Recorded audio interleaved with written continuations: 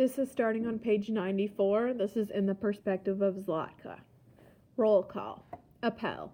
Every morning, shivering in the snow, precise rows of 5, standing still as they counted tattoos. Necha swayed. I had warned her, don't drink that water. I'm thirsty. I'm hungry. Necha hadn't listened. Counted. Recounted. Corpse dragged from the kojin. Hours later, counted again. Appel ended. Necha collapsed. A mother with 2 daughters moved away. 4 girls, I'd seen during processing, watched. One, with a kind smile, Fanya, I thought her name was, stepped forward but backed away. When the Blakova asked, Is she sick? No, just a little tired, I answered. It's block 25 for her if she doesn't get better. I pulled Necha to her feet. No, she's okay. Look, she's fine. I smiled. The smile Mama had given Lazaro. The Blakova turned away. Fanya and the 3 girls watched, not smiling. On Fanya's face, the truth. I turned away. Illness. Anger. At Necha for drinking the foul water. At myself for not stopping her. Snow. To wash away the filth. To cool her burning fever. Wished. I could cut out paper dolls to distract her. I could do more than worry. Worried. That Necha would not get better. That the Blakova would notice. Hurried. To trade coffee for a bit of bread. To find some help. Returned. Necha wasn't there. Necha wasn't anywhere. Frantic. I raced around the block. I searched everywhere. Others. The mother with 2 daughters turned away. Fanya and the other girls shook their heads. Guilt. I had left her alone. I had not taken care of her. Waited. All day alone. All day knowing. Block 25. Necha did not return that night or in the morning. Where is my sister? The Blakova's ice blue eyes danced. Her thin-lipped smile curled. To block 25. Too late. I ran to catch up to Necha. To catch up to death. Circling block 25 for some way out, for some way in. Black-booted SS laughed. Shoved me away. Bile rose in my throat. Hollowness swelled in my heart. Despair. Unfamiliar faces all around. Cold shoulders against my back at night. Someone stole my spot against the wall. Stole my view of the horizon. No mother to talk to. No brother to play with. No sister to laugh with. My heart hardened, cold as death. Standing in Appel, waiting for the counting. Barely aware of gray-red mud seeping around my wooden shoes, over my feet, tugging at my ankles. A capo walked through the group, pointing, selecting for a commando work squad. You. 5 more times, then at me. Mach schnell. Always a rush. But the gray-red mud held tight. Death's grasp around my foot. I pulled. My foot slipped. The shoe did not. I would die in the commando without a shoe. I would die in the gray-red mud of Birkenau. For the first time since we'd been rounded into the ghetto, my cold, hard heart did not care if I lived or died. Death would bring a reunion with Mama, Lazaro, Necha. Hold still, a Yiddish whisper as someone's hands dug around my foot. An unfamiliar face. Another you. Free from the gray-red mud, we marched behind the capo. To work.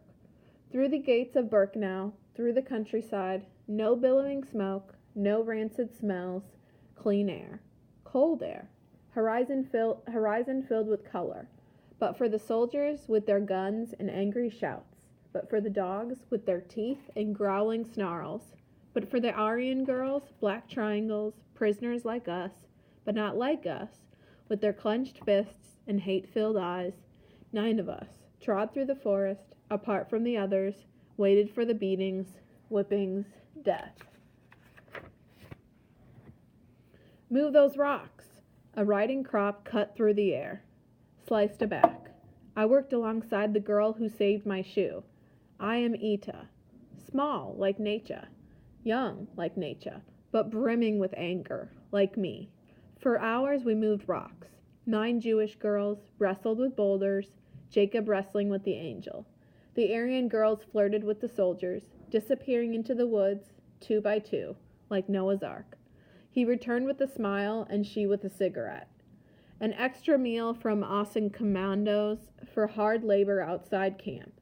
Soldiers passed out bread, first to the Aryan girls, smallest pieces for us Jewish girls. I chewed my bread, moldy and hard, as my anger, as my heart, I bit my tongue. Ita did not. Eyes lowered, hands clasped before her, Ita spoke just above a whisper, in German, to a boy in uniform, who looked no older than she, who might have smiled at her on a street in Berlin just a year or two ago. His anger was harder than the crust of bread, harder than the boulders, harder than his fists. Ita collapsed. Jackboots stomped, fists clobbered, riding crops whipped, rifle butts smashed, billy clubs crushed. Then the dogs. I watched teeth-biting lips until I tasted copper, bread-churning stomach until I lost what I had eaten. Back to work. For hours we moved rocks. 8 Jewish girls wrestled with boulders, Israel wrestling with God. The Aryan girls flirted with the soldiers, disappearing into the woods, 2 by 2, like Noah's Ark. He returned with a smile, and she with a cigarette. 8 of us trod through the forest, apart from the others, and taking turns carrying Ita. Even the dead needed to be counted at Appel. Echoes. Breath echoed against my empty heart. Alone, alone, alone. Death. Not an evil specter. Nothing to fear offered reunion. Necha, Mama, Lazaro, maybe Tata and Iser. Though I did not let myself think that. Not yet, not yet, not yet. Iser would live. He would. He would not let the Germans win. I would not let the Germans win. I had to tell Iser what happened to Mama, Lazaro, Necha. Remember, remember, remember. Knowing there are worse things than death took away the fear. Surviving was the best revenge. Survive, survive, survive. Chapter 6, in the perspective of Fanya. Watching. Our first day out of quarantine, Zlatka helped carry back a body. I watched her. After Appel, face blank and paled. I thought she might melt in despair into the softening ground. She is going to die too, I said, like Necha. Branya nodded. Guta and Giza agreed. But what can we do? I approached Zlatka like a frightened bird, every measured step a heartbeat. Here, I offered my ration of bread. You must eat. Zlatka's eyes, washed out brown, looked through me. Zlatka's lips, chapped and bleeding, remained closed. I left the bread in her lap, whispered a prayer that she'd eat it before someone stole it. Folded heart. I tucked thoughts of Mama, Papa, Mushki in my heart, folded them away for safekeeping. But Label stayed constantly in my thoughts, dreams, fears. He would survive. I had to believe that. Otherwise, I was alone, completely, with no one to know my story, to know who I had once been, how much my family loved, how much we laughed. I told myself Label was alive, somewhere. For all I knew, he was on the other side of the barbed wire fence that separated the men from the women. I told myself I was better off without Mama and Mushki to worry over. I needed to fold up my heart as small as possible to survive. Learning to survive. Fearful of the Aryans who wore black or green triangles, vagrants, prostitutes, and criminals, believed in the master race. Fearful of anyone who didn't know, for even Jews would push in line, point an accusing finger, steal a crust of bread or bowl. I did what I was told. Kept my mouth shut, my eyes down, tried not to draw attention. All around clumps of friends, of families, protected one another. I stayed with the girls from Lomza. Branya, Guta, Giza. Zlatka was alone. Friends. Watching Zlatka sink deeper into the mud of despair, a stab more painful than my tattoo. I could have been her, lost Mushki here instead of in Bialystok. She could have been me, found friends to keep her company. We lost family too, I told her, Branya, Guta, Giza by my side. We are like you, Jewish, Polish, alone, but not anymore. We will stick together, so no one will be alone, on a commando, at night in the koji. We will be each other's family. I unfolded a corner of my heart. 74207.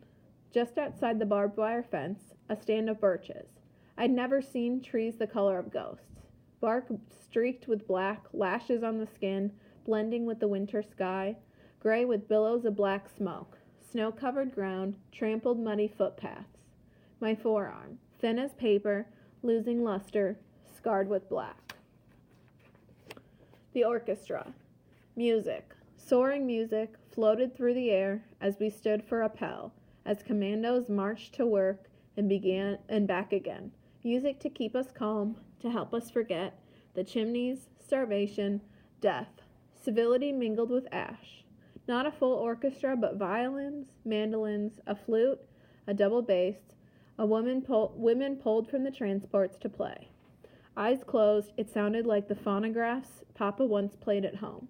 For a moment, I was transported in time and place to safety and love. But it was just a moment. Eyes open, back in the camp. I hated the women, prisoners, some with yellow stars, like me, wearing real clothes, not the coarse-striped uniform, but stolen clothes from off the transports, stored in warehouses we called Canada, a land of plenty, far away. Their hair long enough to pull back, flesh on their bones, making beautiful music, entertaining the Nazis, making them smile and laugh, as if they were human, as if they knew beauty, as if they had hearts, as if they had souls. A woman, eyes closed, sang an angel song, her face an expression of pure joy, an emotion I'd not seen for a long time.